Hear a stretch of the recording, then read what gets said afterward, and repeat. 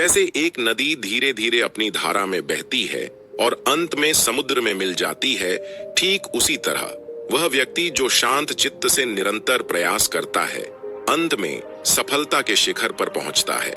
एक बार जब भगवान बुद्ध एक गांव से गुजर रहे थे, तो उन्होंने एक आदमी को देखा जो एक हथौड़ा हाथ में लेकर जोर से काम कर रहा था और गांव का सबसे मेहनती व्यक्ति होने का दावा कर रहा था। एक शांत मुस्कान के साथ बुद्ध ने उससे पूछा, क्या तुम्हें पता है कि इस गांव का सबसे शक्तिशाली व्यक्ति कौन है? आत्मविश्वास से वह आदमी उत्तर दिया, बिल्कुल, वह मैं हूं। मैं पूरे दिन सबसे कठिन काम करता हूं। तब बुद्ध ने एक बुजुर्ग आदमी को एक कोने में ध्यान में बैठे हुए देखा। उनकी ओर इशारा करते हुए उन्होंने कहा, वह इस गांव का सबसे शक्तिशाली व्यक्ति है।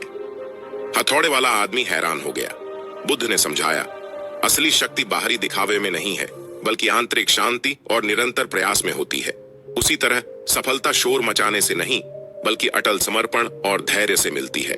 कहानी का सार, यह कहानी हमें यह सिखाती है कि सफलता के लिए मेहनत जरूरी है, लेकिन वह शांति और स्थिर प्रयास के साथ किया जाना चाहिए। बाहरी दिखावे से अधिक महत्वपूर्ण है हमारी प्रतिबद्धता और स्थिर संकल्प हमारे लक्ष्य की दिशा में।